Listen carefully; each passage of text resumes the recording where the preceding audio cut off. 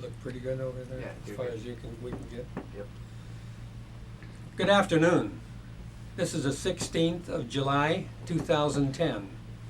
I'm Dr. Jack Herlin, a volunteer at the Palm Springs Air Museum here in Southern California. Part of our mission is to record and preserve the history of our country's military conflicts, especially World War II. As part of the Veterans History Project of the Library of Congress in Washington, D.C., we conduct interviews of veterans and civilians who participated in those conflicts. I'm here at the museum today with fellow volunteer David Keelis, and we have the honor and privilege of interviewing Master Sergeant Charles or Charlie Ricks, R-I-C-K-S. Master Sergeant Ricks was with the 41st Infantry Division, fighting mostly in New Guinea, and was a gunner in the 218th Field Artillery. So we're going to talk to him about these things and other important things and fun things that we might run across. It's nice to have you here, Master Sergeant. We appreciate it. Thank you. I'm happy to be here.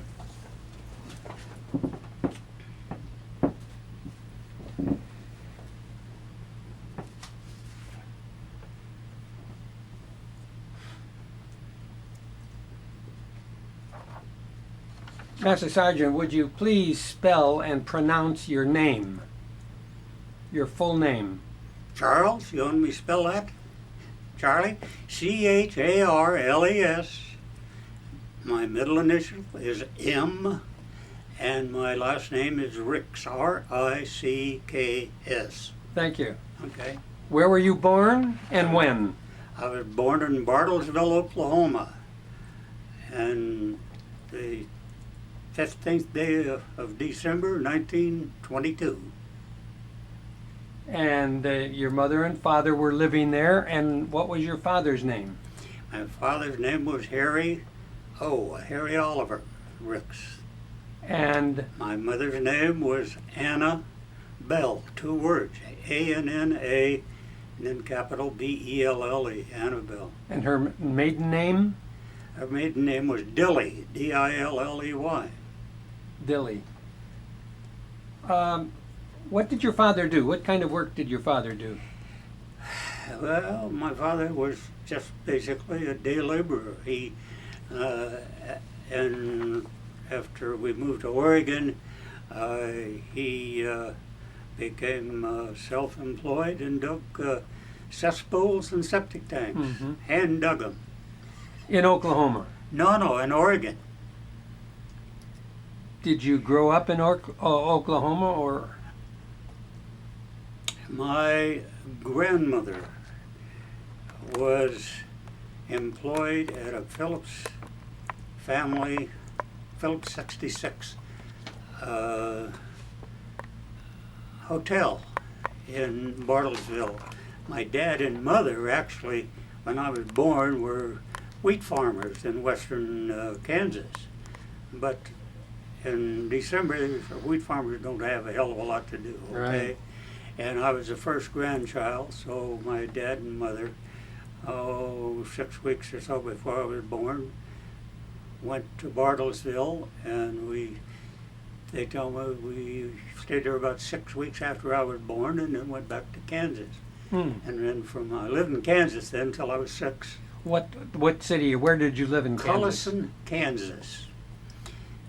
Collison is just a little wide spot in the road. My great-grandfather and his 2 brothers actually were responsible for the town to be there. Built a hotel, had 4 rooms, but it was brick. Sure. And you grew up there? I lived there until I had in Colorado. No, not in Collison. How long did you stay in Collison? When I was 6, my parents moved to southeastern Colorado to a town called Los Animas. Okay. You want me to spell that? No, that's all right. Okay. I'm sure that. It's on the Arkansas River. There's hardly anything there. It's a 2,900, 3,000 people. It's the county seat of Bent County for Near what big town? What big city? Well, the closest one was 101 miles to Pueblo, Okay. but it's 101 miles away. Yeah. Yeah. Let me go back just a little bit to your parents. Yes. What was the nationality of your father? Rick's Well, is what? they were mostly from Kentucky and Missouri, going back about 4 generations. And before that, I don't know where the hell they came from. And They lived in the country 3 or 4 generations on both sides of the family. but you don't know where the name originated. Well, Dilly is English, and my other family name on my mother's side was McAdoo, and that's Scotch. Mhm. My dad, Jenkins, and Ricks, and they're both from Great Britain. They're English, I think. Sure. Okay. And did they ever go back to the old country? No, because they didn't come from the old country. Their grandparents came from the old Yeah. country. Did your father ever serve in the military? And no, he did not. And did you have any siblings? Oh, just a few. I'm one of 8 in the family. The oldest. Oldest, yes, I am the oldest. And who are the others in the family? What are their names? Well, my oldest sister was Ruby. I can't even think what her second name was now. Ruby, and then the next one is Florence May, and then my brother John, and he's passed on. And then my sister Matey Ladina, and then let's see, then another sister Shirley, and my youngest brother is Walter Ray, and then my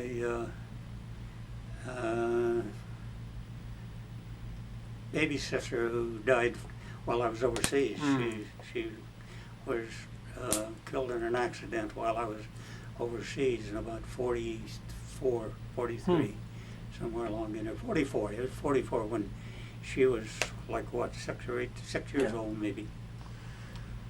When you were growing up and you went to grammar school, and where was that? Well, I went to 7 grades of grammar school in Los Animas, and there were 2 grammar schools in the whole town, one east, one west, and I spent time in both schools. Okay. And what state was that? It was in Los Animas, Colorado. In Colorado. Yes. When I'd finished 7th grade, we moved to Oregon, and I actually graduated from a grammar school in Portland, Oregon. Let me ask you this: in Colorado, what was that? A small town? There was 2,900 people there. And I went back. This is in the 40s, 30s. This was in the 30s. I went back in '87 to show my wife where I was born. It's all the way up to 3,000. Everything that I remembered, the theater, the stores, everything. Beautiful. In that whole town, there was one new building.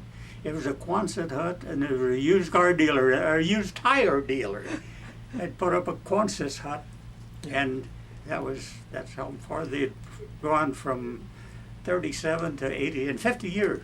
now, did you live in on a farm or in town? I lived on both farms and in town.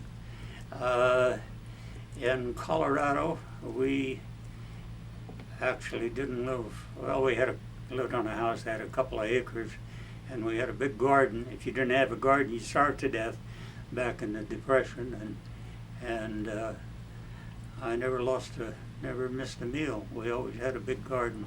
Did your father do that same kind of work, working in the fields? During the Depression, he had a team of horses, and he worked on WPA and worked a team of horses, and he got an extra $5 a month for that. Where was that in Colorado? In Los Animas, Colorado. What do you know? Yeah. Yeah. What kind of a neighborhood was it? Well, If you were on the farm, you were out a ways. we were out of the farm. There was one of them was 6 miles from town, and I don't know. I don't remember that there was anything in between. And the other one was a mile the other side of town, the south side of town, and the county poorhouse was our next door neighbor. How did you get to school? Well, back there, I walked. I guess I can't remember. I was never that far from school, and I walked. What do you know? I didn't even have a bicycle. I learned to ride somebody else's back there, but I didn't have one. Was that in eastern Colorado? It's southeastern Colorado. It's on the Arkansas River. Okay. Arkansas River springs in southern Rockies and goes almost due east. How were the winters there? Wages? Winters. Well, it's pretty cold back there. Lots of snow? No, not that much snow. I think I ran into more snow in Oregon than I all thought. No, it's I can't remember a deep snow in Colorado. It did snow, Mm-hmm. and the wind blew a lot. And it was back in the Depression, and the one thing I do remember, that the wind blew so often and so strong that blew a lot. We had a lot of dust storms in this. This is back in when we really had dust storms in southeastern, the Dust Bowl. Okay, Right, where I correct. lived was actually part of the Dust Bowl, and the barbed wire fences, the tumbleweeds would come up against the barbed wire fence. Now the tumbleweed would stop the dirt and the sand, and it would actually, the cows could actually walk up over the barbed wire fence and down the other side. God's truth. is I that actually right? saw that with my own eyes. And it was caused by the wind and the dust, and the tumbleweeds that actually stopped the dirt enough so it could build up. Did you have any special playmates in the grammar school? I had friends, but I can't remember. It's been a long time, man. And I was going to ask you what you did for recreation then, when your whole family was there. When I lived in Colorado, mostly it was softball. And when we moved to Oregon, well, I learned about handball, and I Okay. liked that too. So you were athletics. You liked the Oh, I athletics. was pretty. I wasn't that big, but I was pretty handy. Did the Depression play a role in your family? And if so, what? Well, as a kid, I knew that I knew the term depression and one thing another. I got a new pair of pants once a year when school started, and I can remember my mother. We never had electric lights. We had coal oil lamps and that used a wick Mm-hmm. and gas lights. And I can remember my mother, when she got that many kids, it's a very busy job for her. Absolutely. She was always doing something and patching clothes, and I can remember when it got dark and the kids, we all went to bed. I can remember sitting by that coal oil lamp darning socks. Yeah, amazing. The women had it tough, didn't they? Yeah. Well, it was tough for grown-ups. Sure. It was tough. Yeah. Again, as far as I was concerned, like I say, I never missed a meal. my dad had a team of horses and a walking plow, and I helped with that from about the time I was about fourth grade, I guess. But we always had a big garden, lots of tomatoes, lots of potatoes, lots of popcorn, and everything else. Is that right? Carrots and radishes and onions and everything. There's one place where we had damn near 2 acres of garden, so you know.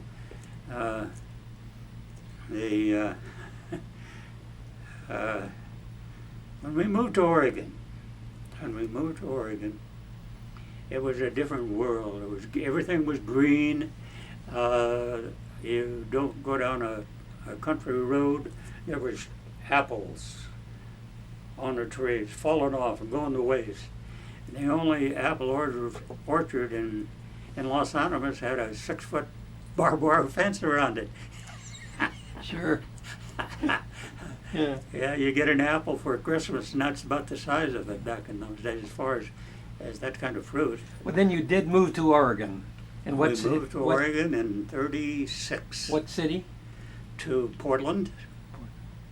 And your father continued to... My father found a job working for Portland Gas and Coke Company, and where he'd been making $35 a month. Now he's making $1.27 an hour. Yeah. Things changed. Yeah. And perhaps some other perks along with it. That he got. Yes. Well, let's see, what else did he get from the gas company? I'm sure that there were other things, but that I don't know about. Did you live in town? Yes. We lived in a little suburb called Linton, Linton. But when we moved there, it was not in the city limits. And I don't really can't remember when it became part of the city, but it was close enough that it was almost I'd be safe to say we lived in Portland. Yeah. Master Sergeant, did the rest of your family, all the kids, lived there and went to school there? And what was the name of the school there? It was Linton Elementary. And what was the name of the street that your house was on? Do you remember that? 10547 Northwest 3rd. Attaboy. Good one. Northwest 3rd Avenue in Linton. And so you took 7th and 8th grade there? Just the 8th grade. I had finished the 7th grade in Colorado. And when I went to the 8th grade there, I never learned a damn thing. I'd already learned it Is that in right? the 7th grade in Colorado. They were that much ahead Is that right? of the on the learning curve. Did you have a favorite teacher?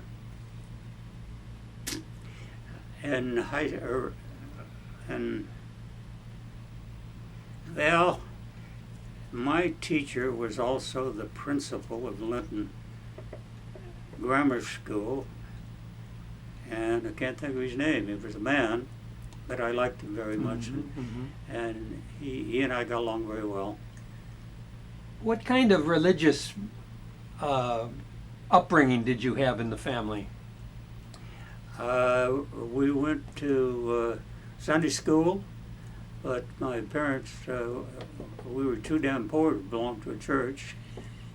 Do you remember the name of the Sunday school or the church? No, it was a Seventh-day Adventist school, Sunday school that we went to, but it was operated by Seventh-day Adventists. Mm-hmm.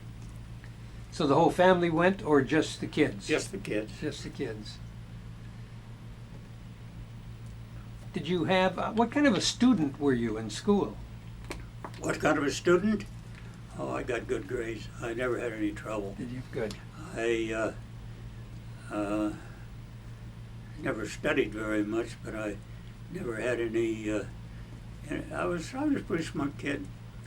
Did you have any favorite subjects?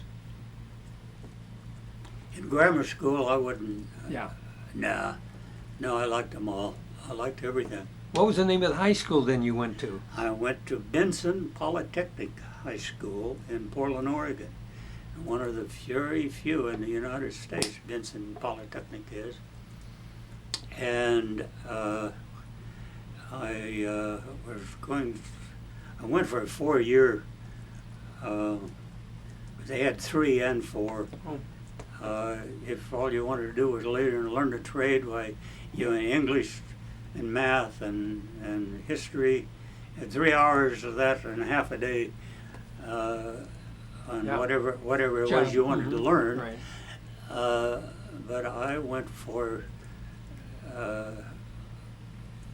the 4-year thing, and if I'd wanted to go to college, I would have had enough credits from the School. from Benson for that, as well as learning a trade while I was there. What was your favorite subject in the high school? Well, like I say, the academic thing, I didn't have any trouble with them. They were neither favorites or Okay. problems. I liked this going to Benson because I learned about things. Like the first half year that I was there, I was in plumbing. Mm. And then I spent another 6 months in sheet metal. So you learned different trades there. And then my chosen was carpentry. Yeah. I never graduated because the war came along, and by the time I was out, I didn't need it. I had a job anyhow. I didn't need it. What kind of a job did you have? I had an apprenticeship as a body and fender, and 3-year body and fender apprenticeship.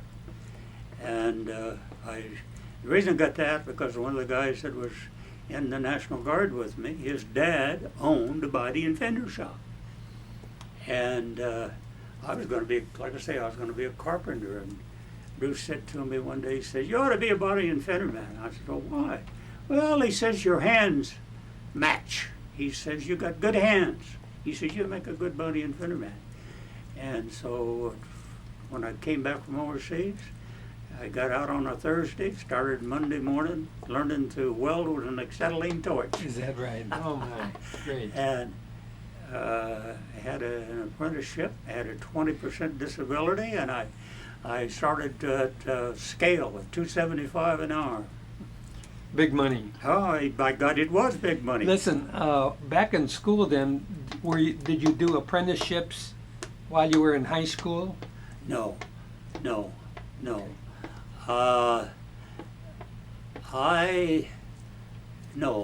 Did you No, participate? I delivered a lot of papers when I was in high school. For what paper? Well, the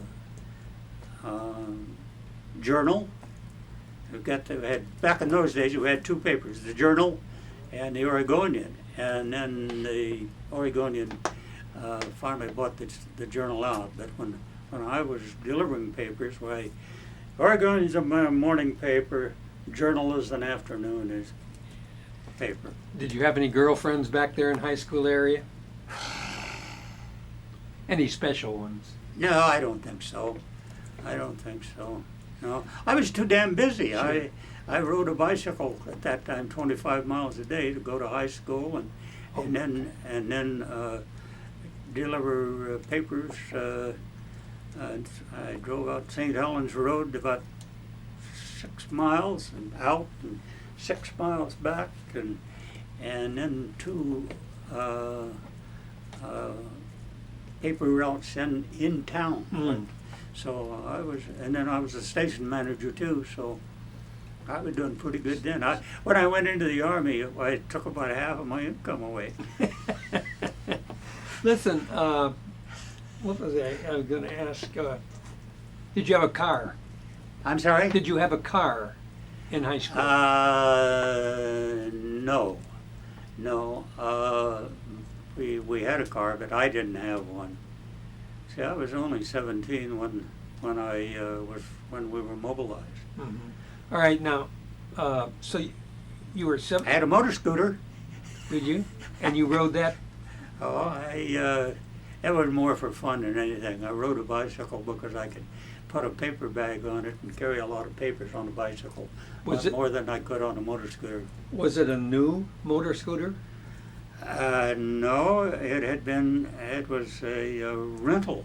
They used it for a rental and then they sold them off and I bought, I don't know, I don't remember what I paid for it, $6, $10, something like that. Sure, and you could afford that.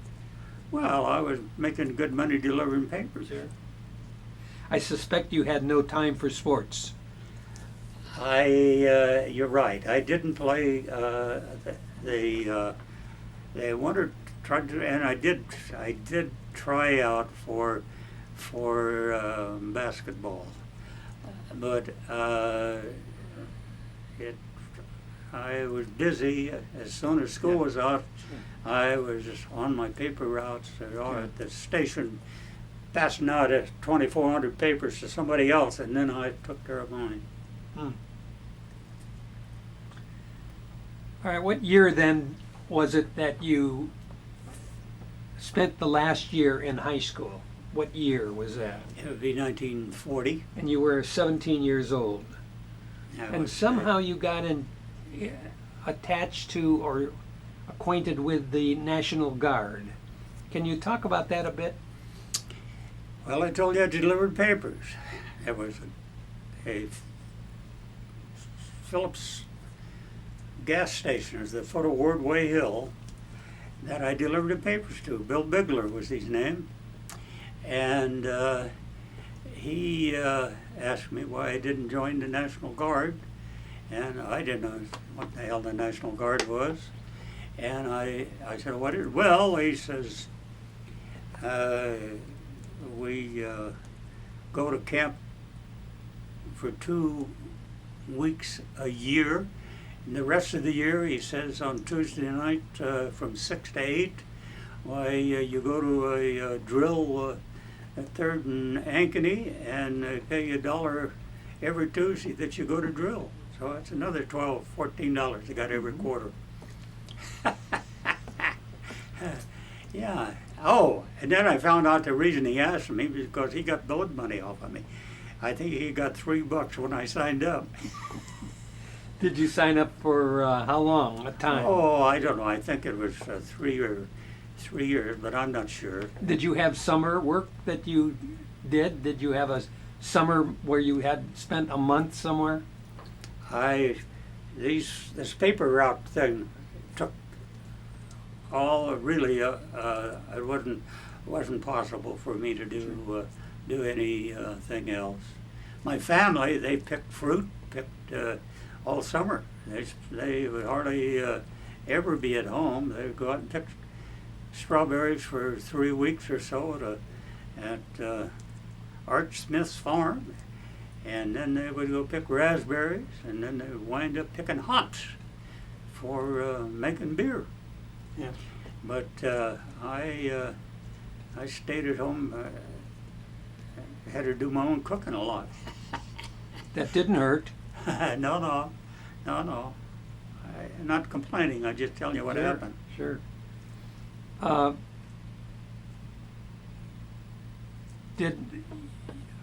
trying to get the connection where the National Guard went to become a part of the Army. Because when did you go let in? me tell you what happened. Please. In 1940, in the middle of 40, the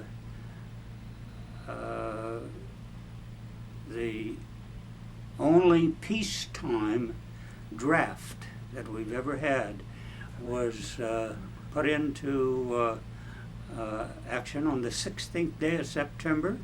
That same day, they mobilized 10 National Guard divisions, I see. 180 men, 80,000 men, Hmm. 18,000 to a division. And we were supposed to go for a year. And then they extended our time for up to 25 months. So in August, everybody was running around Yellen, Ohio. Over the hill in October. We don't get out in September, we go over the hill in October, Ohio. That is funny. And anyhow, they extended us, and then in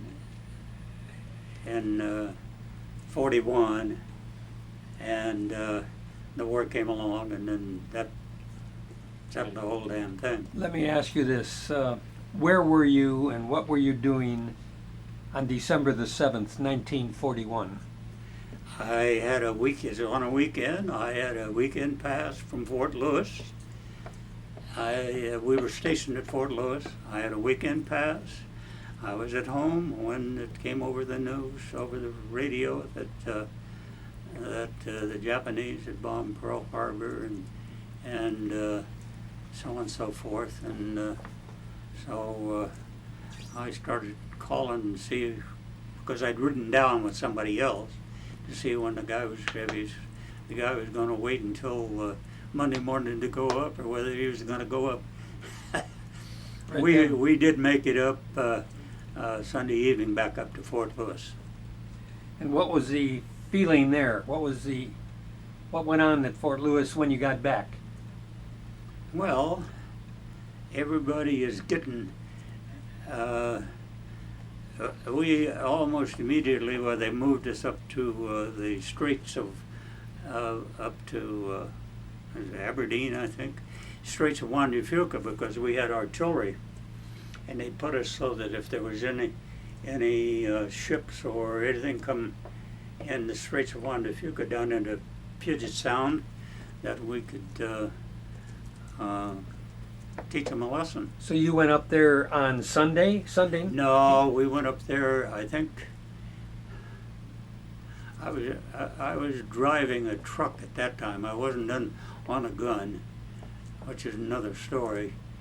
But I was driving a deuce-and-a-half truck. I think the artillery pieces were actually moved out on Monday, all right, the day after Pearl Harbor. And I was driving a 2.5-ton GMC truck and hauling damn near everything from Fort Lewis up to where we were camped out along the river, not the river, along the Straits of Juan de Fuca. What were the feelings there among the guys? How did you feel about finally the war breaking out? I tell you what, I don't really have that much memory of things being good or bad. I know that, and everybody that I was with, we had been training for 15 months. Amazing.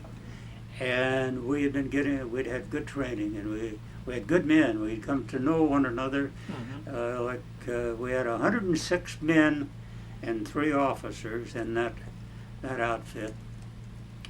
And all from the Portland area? All of them were. That's 106 enlisted men and 3 officers. All came from Portland. Yeah, we had a total of we had about another 60 go through the outfit. We didn't lose very many men. We had a few go to officers' candidate school. We lost, I think, 5 men to enemy action. Other than that, there was 3 guys who went overseas with me, were still with the outfit when it was disbanded in Tokyo in '46. Is that right? 3 men. Yeah, three out of the 106, You're and talking about- these 3 guys were all replacements, draftees that Yeah. had come to So us. for 6 years. Damn years. near. Yeah, Yeah. that's Yeah. amazing. Yeah. And what rank did you, or what rate were you then? What? I was a corporal. Mm-hmm. I was a corporal. As a matter of fact, I was a gunner right off of the bat, and I was a good one. I always was. But All right. Go ahead. we got draftees in we got our first batch of draftees in February maybe, of 41. We got about a dozen men, and they were all 24 to 35 years old. And I'm just 18. And I really looked like a kid. And they gave me the job. The gun sergeant wanted me to be his gunner, which was a corporal. Rank was a corporal. So I'm a PFC, and two months of this, and I didn't get a promotion. So I asked my sergeant, I said, why the hell when am I going to get my promotion? Well, he says, you're going to have to talk to the first sergeant about that. Okay. So I go to see Win Beatty was his name, Sergeant Win Beatty. I go to see him, and well, he says, we got a problem. He says, I said, well, what's the problem? Well, he says, we've got these older guys, and he said, if we make you a corporal, we don't know whether they'll take orders from you or not. I said, all right, goddammit, if you don't want to give me the rank, then give me a job that calls for a PFC. So that's when they put me driving a 2.5-ton GMC. Good.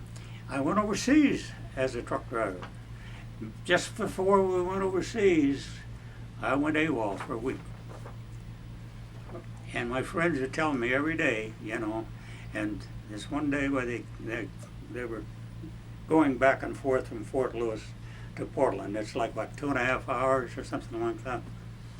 And they said, Charlie, you better be there for roll call in the morning.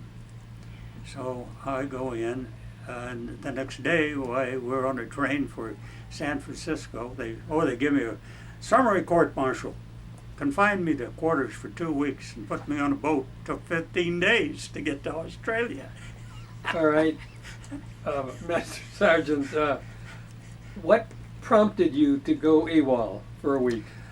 Well, I knew we were going to be going, the war was already on. Certainly. Okay, and I knew we were going to go overseas. Sure. And I figured what can they do, break me, And they did. They broke me all the way from a PFC to a buck private. Now, did you then go to your home? Oh, that's where it was. I went and stayed with my family that week. That's where I went. I stayed with my family for a week. And yeah, we got overseas. Wait a minute, before you leave too much, there wasn't a special girl then, was there? No, Okay. no. Just wanted to clear that air. Yeah, no. Anyhow, we got overseas, and there were some changes. There was a couple of guys that didn't go overseas with us. My gun sergeant, Johnny Lewis, he was older, and they decided they I don't know when they discharged him, what happened to John, but they took him out of the gun, and he was gone. And so there was some movement, shake up and movement, one thing another, and one of the guys that had been a cannoneer, in my gun when I was the gunner, he'd stayed in the gun section and got a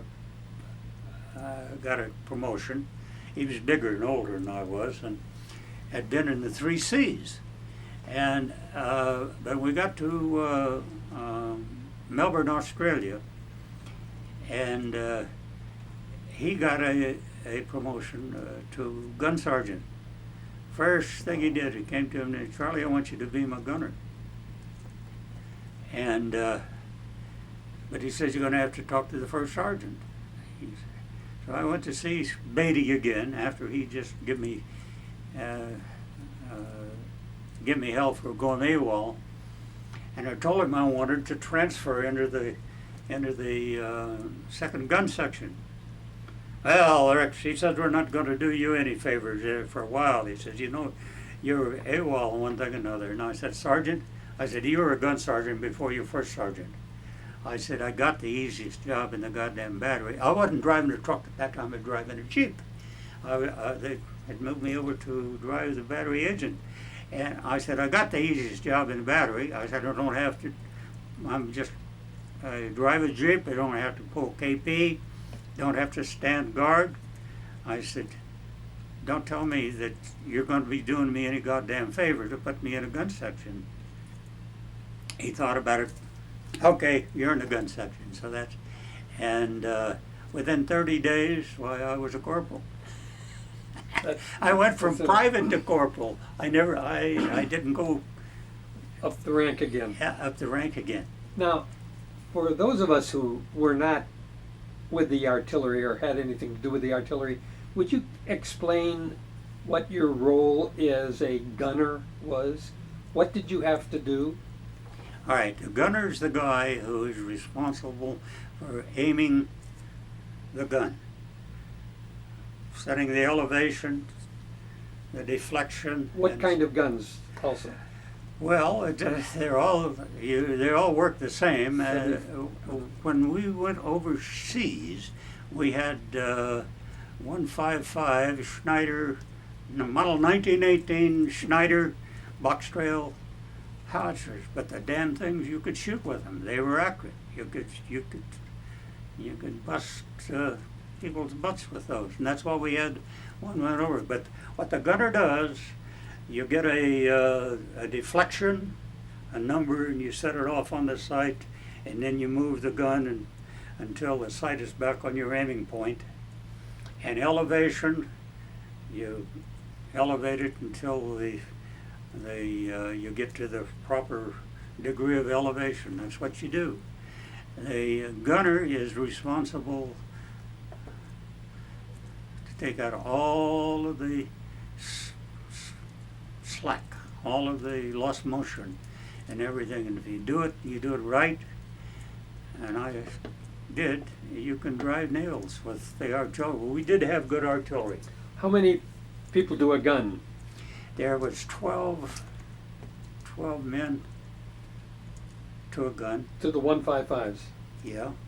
We didn't change it because we didn't have any more guns. I see. When we went to pack howitzers, it still takes a gunner and a number one man and somebody to load it and somebody to haul off the empties and so on. So it doesn't change that much from whether you're firing a pack howitzer that the shell weighs 15 pounds or a 155 where it weighs 96 pounds. That just slipped my mind now.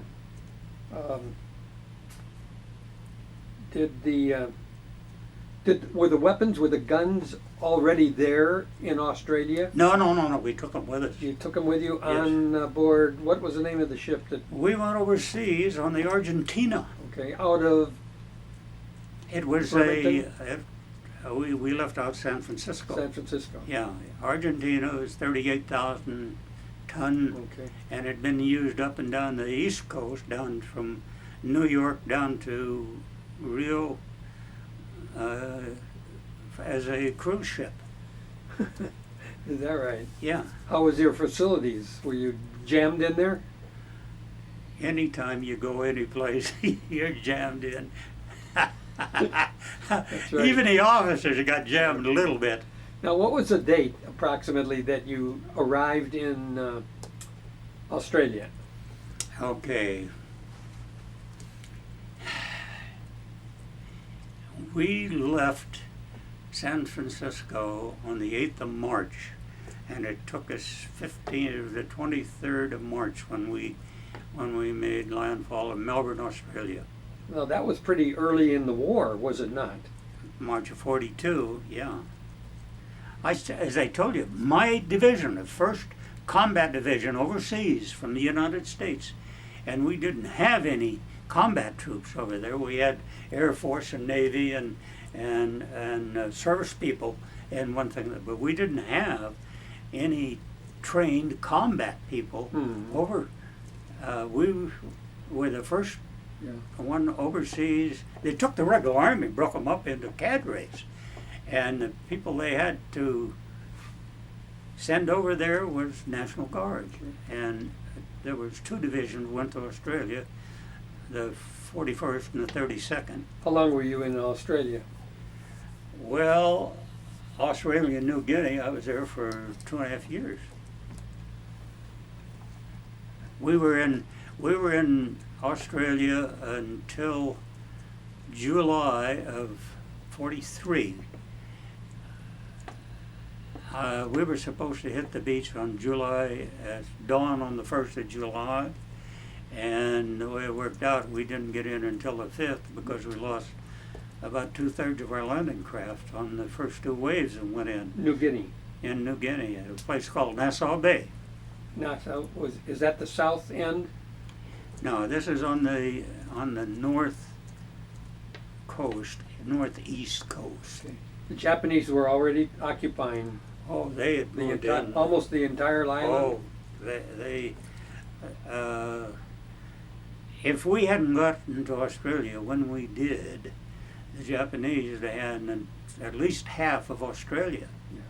They were ready. They weren't even going to try to defend it because there's only 6 million people, men, women, and children. On New Guinea. No, in Australia. Oh, I don't know. They probably.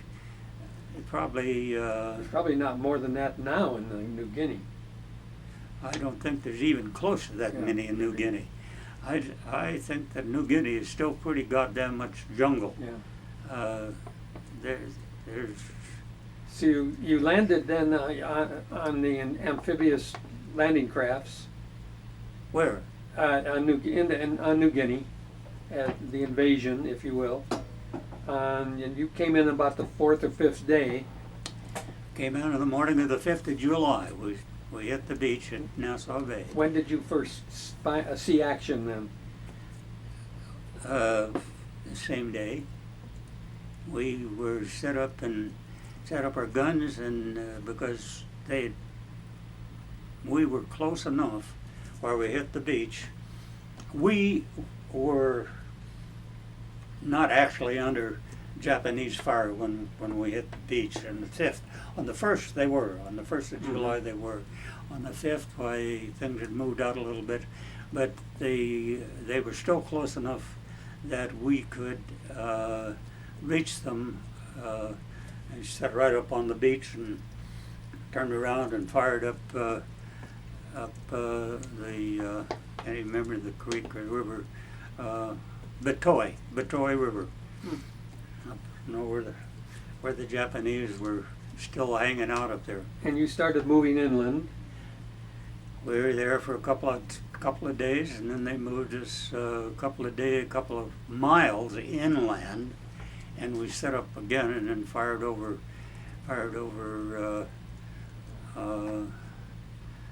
Labadea Ridge and down on the Comiatum Track. And the Comiatum Track is about 15 miles long. It's wide enough in places 2 men can walk side by side. Most of the time it's a one-man trail. From Salamoa to a place called Wau, W-A-U. And the reason Wau is important, and the reason there were Japanese there, is because before the war they had discovered gold at Wau. Wow.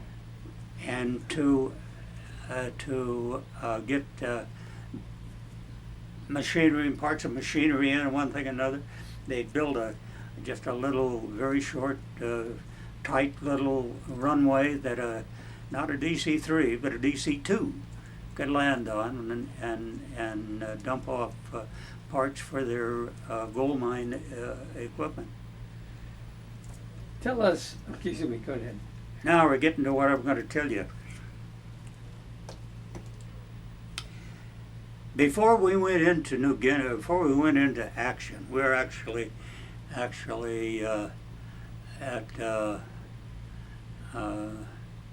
Buna, just another place, but we got a brand new lieutenant.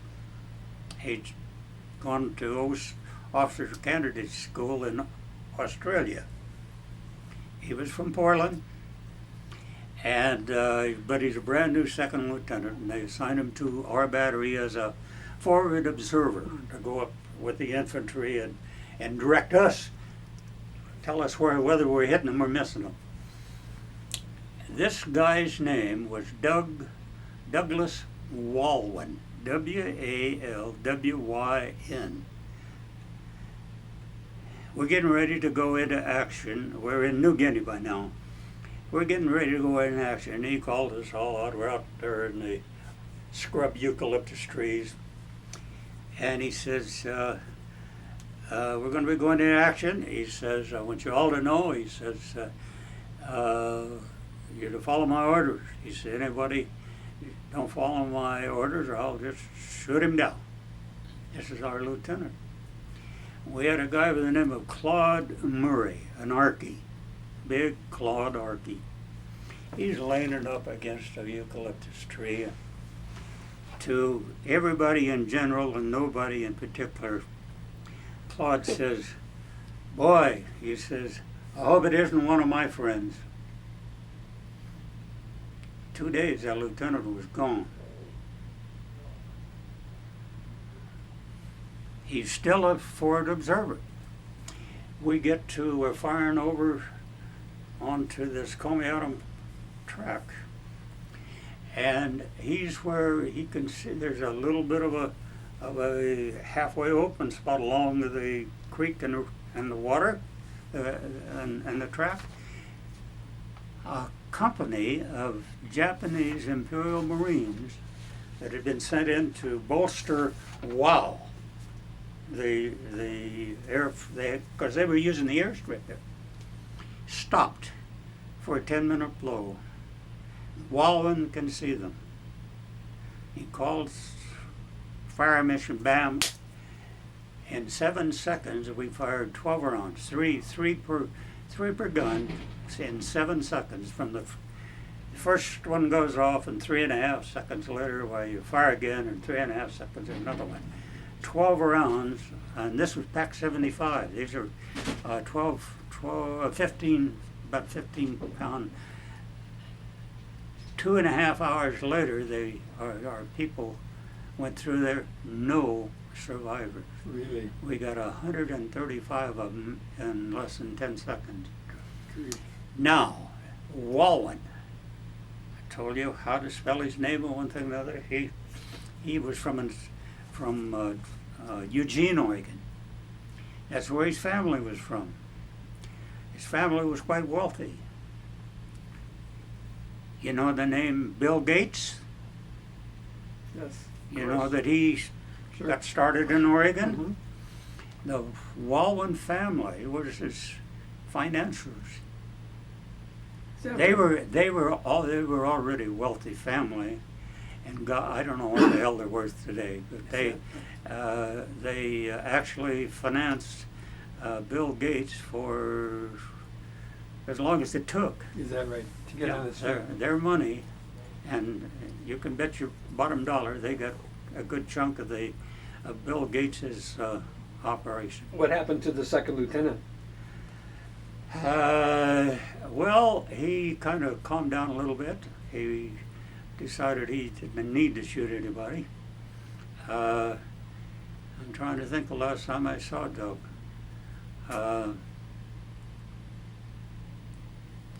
I don't remember whether he was still with the 218th. When I think he was gone. I think he'd been rotated and sent home or done something or other. But this all happened in 43, and I got sent home. Believe it or not, I started home from Wwii Island on the same day that we were mobilized, on this September 16th. And took me 6 weeks to get from there to back to San Francisco, because I was at Hollandia quite a while, waiting for transportation. Mm-hmm. Yeah. Yeah. But Doug Walvin, his family, was actually the financiers of Bill Gates. Have you seen him since? No. No. No. He, I don't recall seeing him at all after the war. I don't think he came to any of our reunions. The 15th, not the 15th, the 12th of this coming month, I'll be in Denver for the 61st annual reunion. Is that right?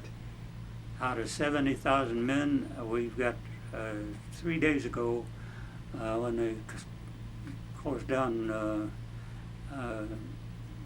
early registration, we had 23 men out of 70,000.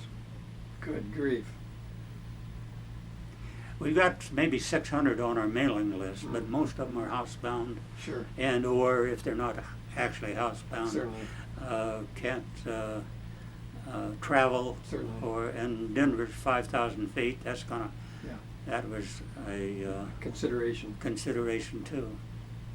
But Amazing. no, be 23 guys there, and I'll probably know every damn one of them because I've seen them over the years at previous.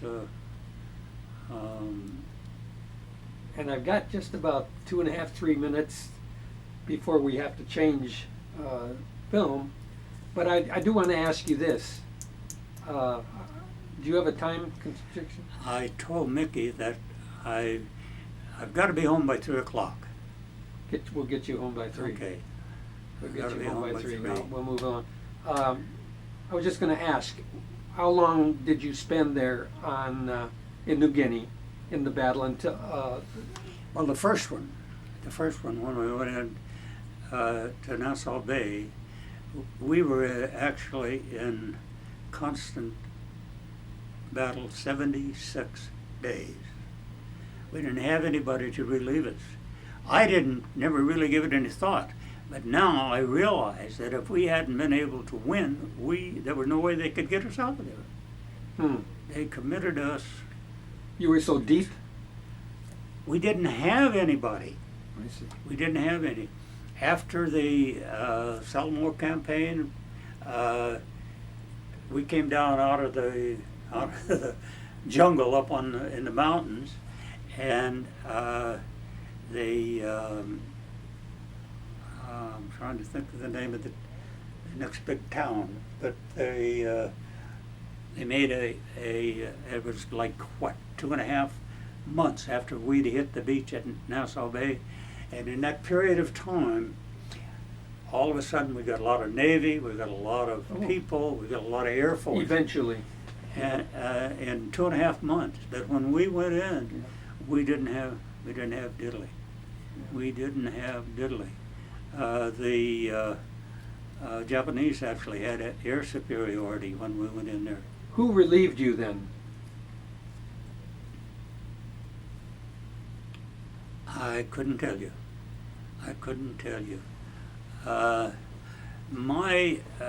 If you're talking about my outfit was never relieved, and they were disbanded in Tokyo on January 1, 46. We didn't have to make, or my people that were still there, didn't have to make a beach landing on Japan because of the atom bomb. Yeah. And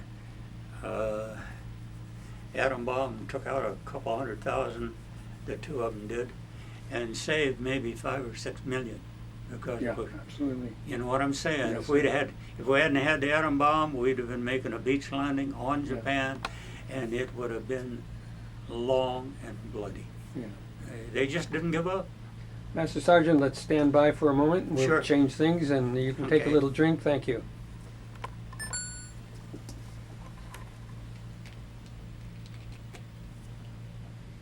How's it going? Good. You want some water? Oh, I'm fine, thank you.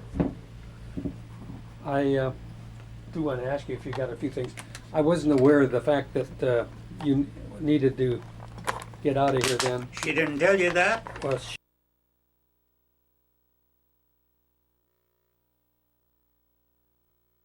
Gonna set me up at 1:30, and I said, hey, I've got to be home by 3 o'clock. Oh, well, she says, can you come in at 1? So there you, that's why I came in at 1. New Guinea, that was near Bougainville, wasn't it? yes. Huh? Near Close. Bougainville? New Guinea, wasn't it near Bougainville? It wasn't in New Guinea. Bougainville is just a little east and south of New Guinea. Yeah.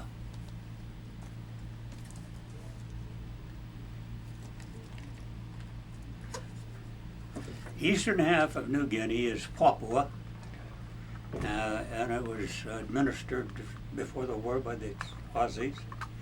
And then in the middle is Dutch New Guinea, and can't even think what Biak Island and the west tip of New Guinea is called. By the way, how long will it take you to get back to your place? About 15 minutes. Okay, let's make this about 20 minutes then. Okay. And what's wrong with this thing?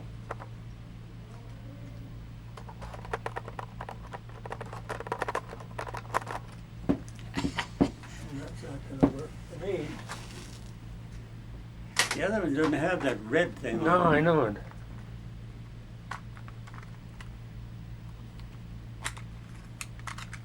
There we go. There. Did they tell you about to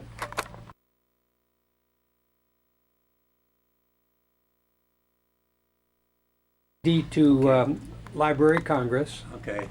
And you may also purchase for $5 for as many as you and your family might want. Okay. So if you think about that, and before you go, I want you to let us know. And you get the free one, and the Library of Congress gets the free one. We get the free one, and then any others. Okay. Well, I You could get to probably know. use 3 more. 3 more. Okay, total of. Help me remember. 6. 3 besides that he wants. Yeah. Yeah. All right. 4. Yeah, besides his. Thank you. All right. Everybody ready to get moving again? We'll roll them. Hold on Okay. just a second now.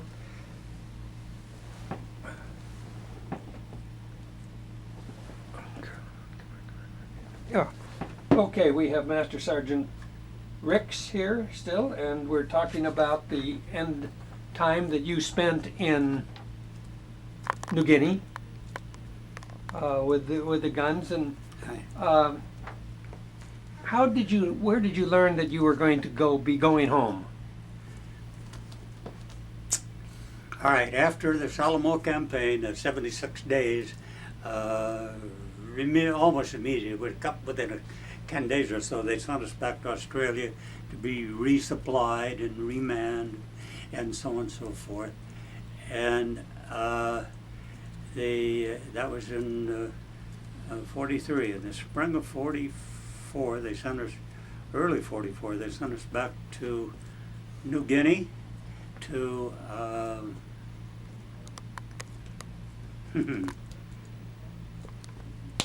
in Dutch New Guinea, in the center, big city. Anyhow, probably in May of 44, they had started the rotation program, and I was the 7th man on the list of 106 men for rotation. Why, I don't know. But I was the 7th man. but they wouldn't send you home. First, you had to have transportation, and it was normally 3 a month to begin with, 3 a month, and then the transportation had to be there anyhow. And they wouldn't send you home even if you were on rotation until you had somebody to replace you. Hmm. And it took me until in August, I guess, maybe, when they finally said, well, they could do without me, and it was the 16th of September when I actually left Wwii Island, W-A-K-D-E, Wwii Island, out of it's off of Dutch New Guinea to go start home. And it took you 6 weeks to get home. And you landed then by ship In at San Francisco, and gave me a 30-day, almost immediately gave me a 30-day furlough. who was waiting for you? When I got back, well, I had to get home. Okay. I had to get from San Francisco to Portland. I got into my mother's home, or into my home, 10 o'clock at night, and she knew I was coming, and I didn't tell her. I don't know who did, but somehow or other she knew I was coming, and or I don't think she expected me to get in at 10 o'clock at night. She knew I was going to be home very shortly, and I got in at 10 o'clock at night, and She was overjoyed. oh, I can't blame her for that. I was happy to see her. Absolutely. Master Sergeant, just before we leave your service record, where were you? When were you discharged? I was just my final discharge was in 1982, when I was 60 years old. I went back into National Guard. I see. After the war, I show you my identification. That's because I have, for pay purposes, I have 23 years Yeah, for. marvelous. They even pay me a halfway decent pension. What commendations did you, or medals were you awarded? Just, I never got a medal because all I did was do my job. But you know you are allowed. Again, I told you, I and my outfit, we had Japanese. You could hear them attacking other people in our battalion, but they never hit us. Now, somewhere I heard that the Australians said that they could tell the Japanese were around because of a certain smell. It wasn't the Aussies. Let me tell you about that. The Australians, we had 3 things going in the South Pacific. 3 things. Because of it, we lost 1,100 men and we got 19,000 of theirs. Now that's a pretty good score. Yeah. The thing that made the difference, 1 was artillery, 2 was PIB, and 3 was mosquito repellent, or I can't remember. Citronella, or Citronella, Yeah. yeah. The PIB is the Papuan Infantry Battalion. These are native troops that I said the Aussies had been controlling and administering Papua, and they had gone around to the various family, and they picked 1 or maybe 2 young men and take them and give them military training. They carried weapons, barefoot, never wore shoes. At Samoa, while we were waiting for transportation back to Australia, we sat on the beach for about 10 days before the boat, LSI, LSI. there was a PIB company right next to us, 40, 50 men, all there was. Because the war was over there, and we're sitting there. They had a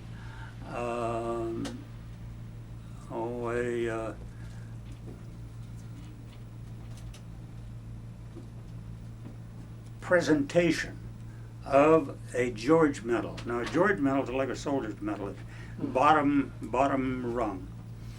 They gave, there was one of these PIB guys was probably over 25. Most of them were just kids, between 18 and 20, just young. But this one guy was a little older. They gave him a George medal and everything because he personally had dispatched 26 Japanese. He'd go out by himself and find Japanese on guard in one thing or another. He'd know where they are because he could smell them. We never, honest to God, we never were ambushed because we always had a PIB, at least one, when we moved, we had a PIB boy actually led us. Amazing. And when we were encamped and set up a perimeter and so on and so forth, the PIB boy would circulate around and see if he could smell any Japs coming after us. Made the difference, 1,100 to 19,000. No, absolutely. And Let me ask you this. Have you ever returned to Australia and or New Guinea? I went back to Australia in '87. Went back to Australia, took my wife back there. 87, we're talking 40 years, right? I wanted her to, there was 35 of us from the Northwest. I went there. Great. And when we checked in, we went to,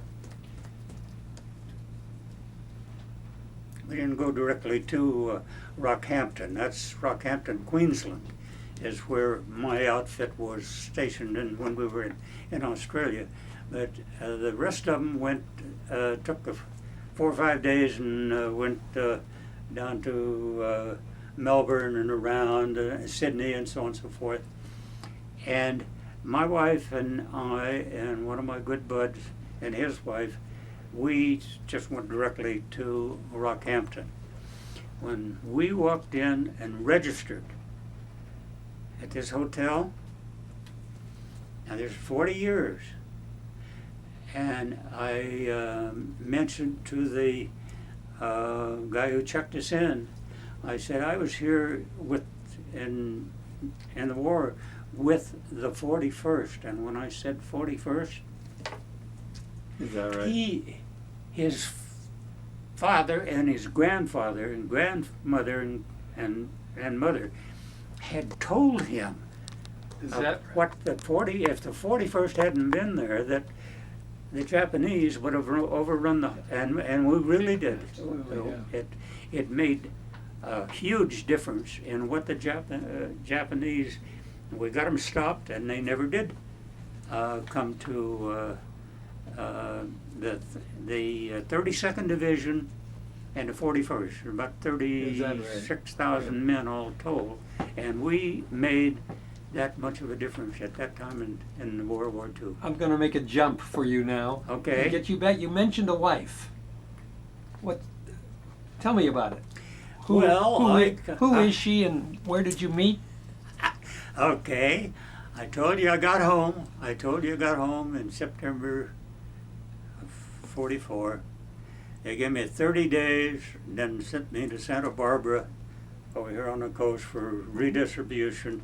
I came down with malaria, into the hospital for 10 days, back to stir me around. I went out of Santa Barbara on the 24th of December.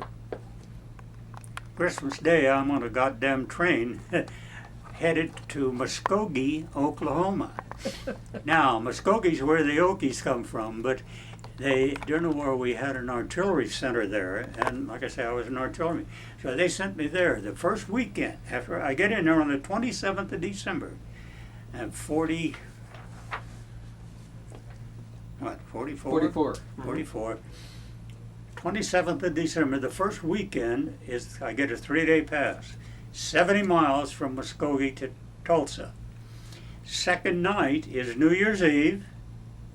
I run into this gorgeous doll. I tell people it was in a beer joint. It really wasn't. It was a restaurant that had a dance floor. Mm-hmm. If you had a dance floor in Oklahoma at that time, maybe right today, you couldn't have a liquor license. Mm-hmm. We have to send somebody across the street to get the beer and bring it over, and we could drink it at the Bandbox, a place called the Bandbox. And how did I met her on New Year's Eve, 1944. We were married a little over 60 years. How soon after you met her were you married? Oh, we went all the way to the 8th of March. 9 weeks. And what's her name, please? Her name was Letha. Lee. I called her Lee, but her name was Letha. Letha. Last name, maiden name? Letha Leela Davis. Her last name was Davis. Davis. Yeah. And tell me about children. Well, she and I had, we were married in 45. We had a daughter in 47. She was in labor 25 hours and still was a cesarean. 49, why, she's pregnant again, and the doctor said, we ain't going to mess with this one, it's going to be cesarean. And my wife and I decided, well, okay, 2's enough. She should have a tubal ligation at the time. So she had her tubes tied, and then the child, a boy, Michael Eugene, lived for 30 hours. He was a blue baby. Oh my, yes. Back in those days, they didn't know what the hell to do with him. And today, they know. Right. Exactly. But back in those days, Right. We just lost them. That's exactly right. So now we got one. So we're just going to love the socks off of her. And everything went well until she was 11. What was her name, by the way? Her name is Diane Lynn. Okay, pretty name. and anyhow, she's about 11 and doing well and got friends, lots of friends. She gets on her goddamn high horse because she don't have any siblings. All of her friends have brothers and sisters, blah, blah, blah, blah, blah. And so I told my wife, I said, you know, Doc Terrell, he delivers a lot of kids, a lot of babies, and I know some of them are put up for adoption. And so we talked to our family doctor, and 7 months after we asked, well, he called and wanted we wanted to adopt. We did, so we adopted an unborn child. We didn't know whether we were going to get a he or she or an it. Didn't matter. Good for you. Just that's the way it is when you do it on your own, you know. And it was a girl. Good. And when she was about 13 months old, just running around, getting into everything, the doctor called and he says, would you be interested in adopting another baby? What was the name of this girl, did you say? The one that, the little girl? Yes. Her name is Jody. Oh, Jody. Jody. Okay. Marie, I think. Okay. Anyhow, when the doc called, said, would you be interested in adopting another baby? And after I got through stuttering, I said, well, why?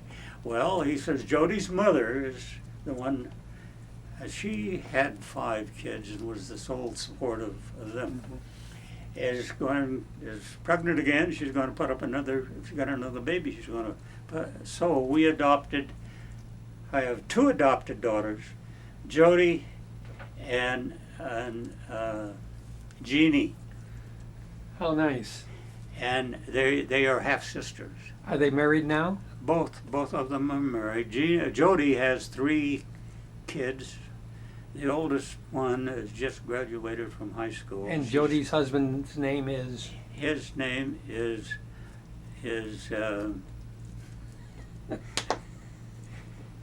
That's terrible, isn't it? yeah. His last name is McLaughlin. Okay. He's a Portland cop. Okay.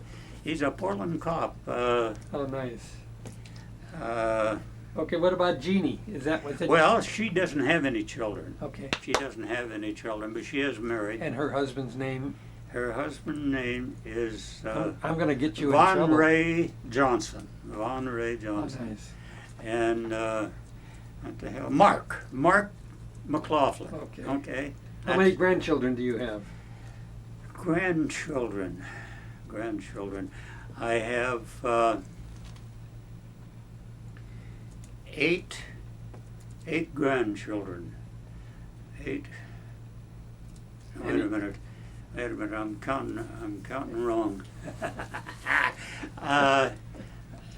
Diane had three. She had two girls and a boy, and Jody has three. So I've got six grandchildren, and about 8 great grandchildren. Do you? 8. 8 great Isn't grandchildren. that nice? Congratulations. Yeah. This. Is your wife still living, sir? No, she passed away about 5 years ago. We had 58. The last 2 years, she was bedfast, but from stroke. Mm-hmm. But she had no pain, and I kept her at home till the day she died. Neat. Yeah, Where were you living then? right here. And when did you move to California? Well, we had a place somewhere going back to '54 to come on vacation, and so Here in Palm Springs? Huh? Here in the Palm Springs area? Tramview to begin with, and then in I retired in '82, sold all but one of my businesses, and we came down here in '83 to Date Palm's RV camp. They have an RV Sure. area there. We had a 40-foot motorhome. Beautiful. That for the 4th year, we wound up buying over in Date Palm, and I've had a home there. I'm still just a visitor. I still have a home in Vancouver, Washington. Oh, how nice. What street do you live on here? Avenida Orontes. It's in Date Palm Country Club. And the address? 169 Avenida Orontes. And that is home sweet home. When I'm here. How long do you spend in the desert? Well, most of the time, most of the year. I still have,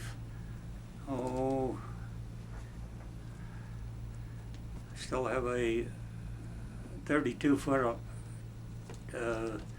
trailer and a pickup to haul it with, and with a slide out and everything. I got a bass boat and all kinds of fishing and camping gear at my place up in Vancouver. Somebody tells me that you're quite a golfer. I golf every day of the week. I've played 18 holes this morning. Where did you? I don't have a brain in my head. You go out in that kind of weather, stupid. For those of you who see this down the years, it was 110 today. It's 116. 116 at Yeah. places. It was about 110 when I finished. Where did you play today? At the Date Palm Country Club. And We have a pretty nice golf are you course. going to tell us about your scoring, or did you have a good day? Oh, I tell you what, I do pretty good. I made $5 today. It's not that I'm a good golfer. I just play with a bunch of dinks that don't know how. Very nice. Yeah. Yeah, I really do.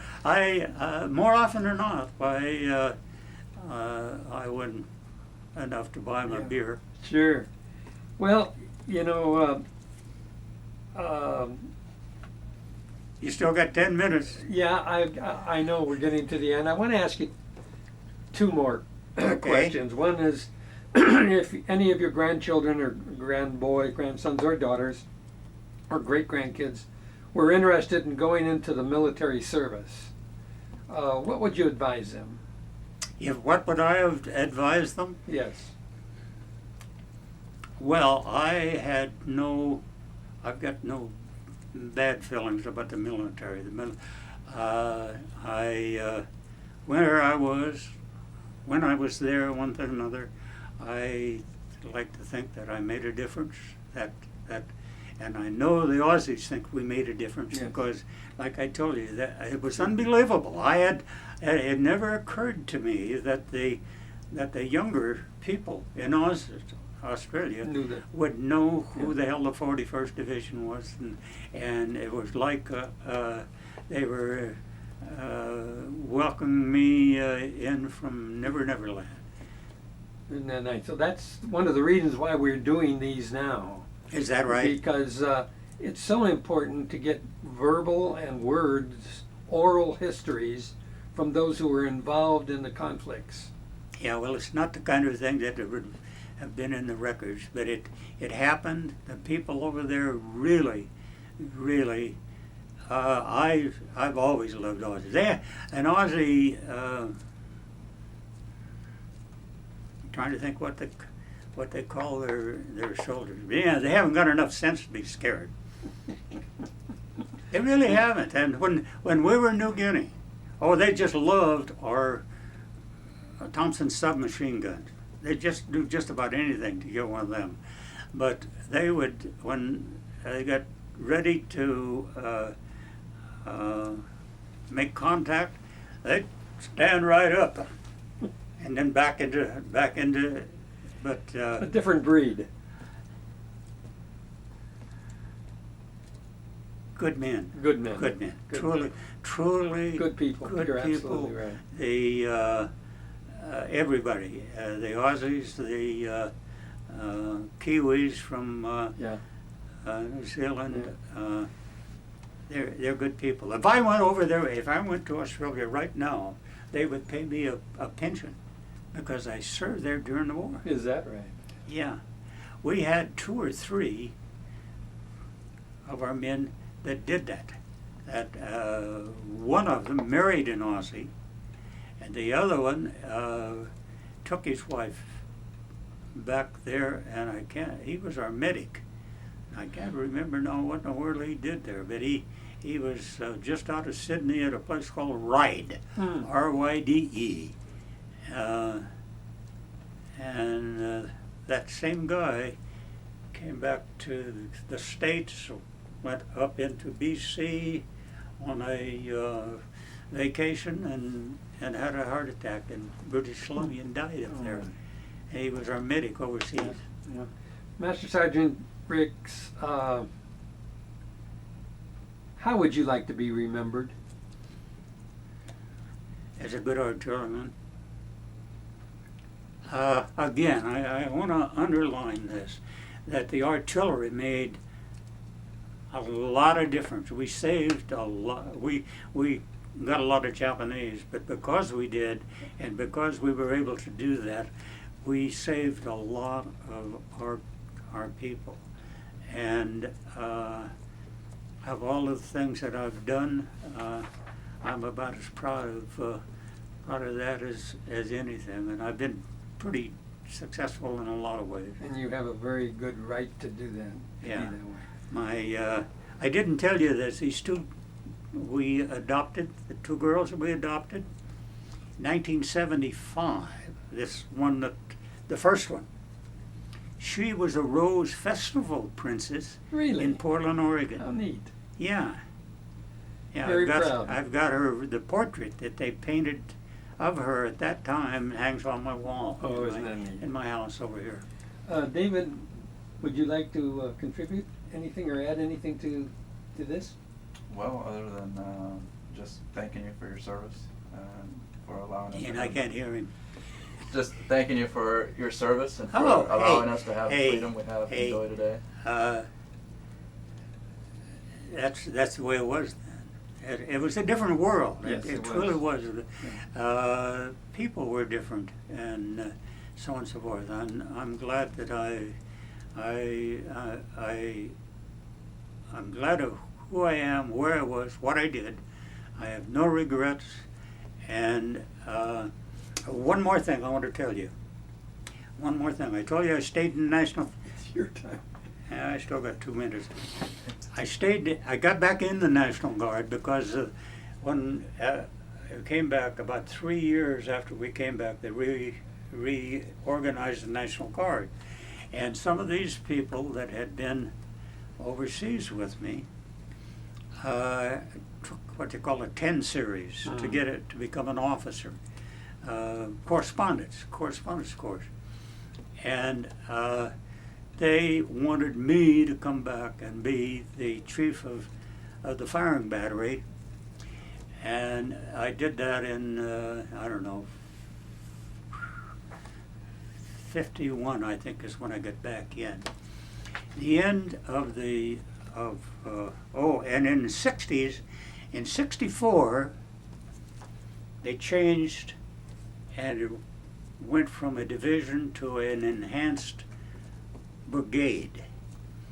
In 1964 that happened, and that was when they finally owned up that the National Guard is the first line of goddamn defense. In 64 when that happened, and when that happened, up to that time, they would test us and one thing or another once a year. Once in 64, we had a whole different kind of tests, and they really worked us over. And we were drilling for a whole weekend instead of 2 hours on Tuesday nights. I have a plaque on my wall. You read it. It says in 68 to most of 68 and 69 that the 218th was the best artillery battalion in the United States military. Wow. It says right on, it's right there on my wall that said that. And of course this is for me and it pumps me all up, but I was responsible for a great deal of it. I had some really good men. Most of the guys that were in were going to college, and they were in the National Guard as an exemption. If they were in the National Guard, they wouldn't get drafted while they're still going to college. So I got a bunch of smart kids, and I took advantage of them. I got some. I have a lot of good friends scattered around that I served with back then, and I got a phone call just within the last week from one of these guys. I hadn't heard from him for 4 years. How neat. And he called and said, "Hey, Sarge." Very good. Well, Master Sergeant Ricks, I'd like to thank you personally. It's been a delight for me to have the You've been a pleasure good listener. to interview you, and we both want to, as well as the Air Museum, want to congratulate you and thank you for your service to the country, Okay. for which, as David had just mentioned, allows us to live free. Okay. So for that, All right. we give you You want me to thanks. give you $5 now? No.